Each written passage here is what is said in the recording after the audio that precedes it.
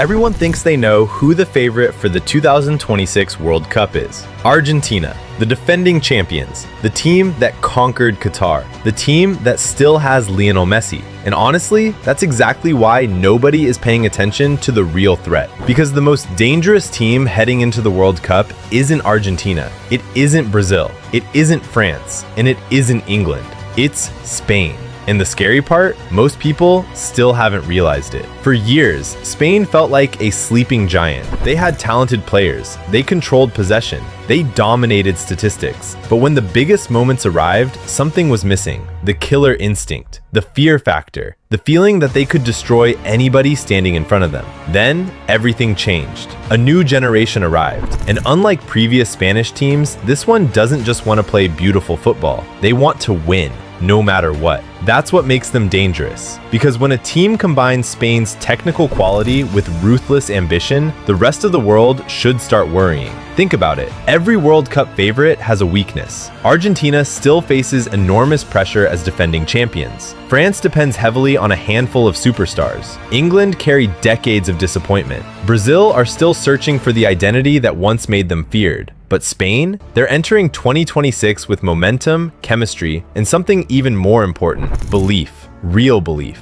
The kind that turns contenders into champions. And at the center of it all is a teenager who already looks like a global superstar, Lamine Yamal, a player who shouldn't be this good at his age. Every time he touches the ball, something feels possible. Defenders back away, crowds rise from their seats, entire stadiums hold their breath. Because Yamal doesn't play like a teenager. He plays like somebody who already knows he belongs among the best. And that's terrifying, not just because of what he is today, but because of what he might become by 2026. Yet focusing only on Yamal misses the bigger picture. Because Spain aren't dangerous because of one player. They're dangerous because of all of them. Look around this squad. Pedri, Gavi, Nico Williams, Dani Olmo, Pau Cubarsí, Martín Zubimendi. Everywhere you look, there's elite talent. And unlike some national teams that rely on one superstar carrying the weight, Spain spread responsibility across the entire squad. Stop one player, another appears. Mark one threat, three more emerge. That's what great tournament teams do. They overwhelm you with options. And that's exactly what Spain have become. But talent alone doesn't win World Cups. If it did, football would be easy.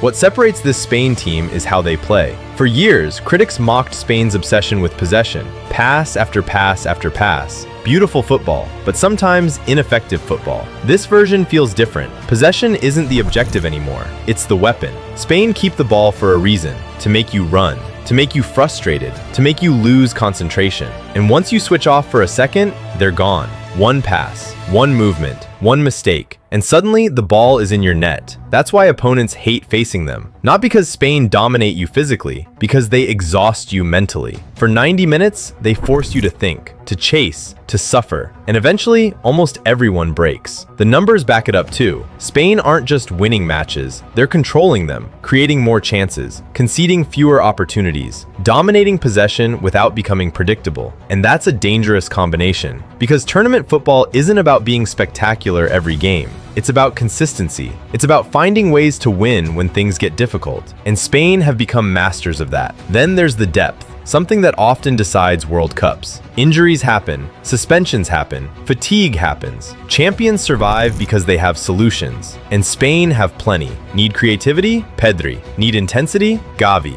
Need speed? Nico Williams. Need a game changer? Lamine Yamal. Need defensive stability? Pau Cubarsí and Lenormand. Every position feels covered. Every role has an answer. And that's before we even talk about the future. Because here's the truly frightening part. Most of Spain's biggest stars are still incredibly young. Yamal hasn't reached his peak. Pedri hasn't reached his peak. Cubarsí hasn't reached his peak. This isn't a team approaching the end of a cycle. It's a team approaching the beginning of one. And that changes everything. Because while other nations are trying to hold on to their golden generations, Spain are building theirs. Right now, in real time. That's why so many football analysts believe Spain could dominate international football for years. Not months, years. And maybe that's why nobody wants to face them. Because they're unpredictable. Because they're fearless. Because they're improving faster than anyone else. And because when you watch them play, you get the feeling you're witnessing something special before everyone else notices. Argentina deserve respect. France deserve respect. Brazil deserve respect. But if you're asking which team opponents secretly hope to avoid in 2026, the answer might surprise you. It's not the defending champions. It's not the biggest names. It's not the team everybody is talking about. It's the team quietly becoming football's next superpower, Spain. And if their rise continues at this pace, the rest of the football world may only realize how dangerous they are when it's already too late.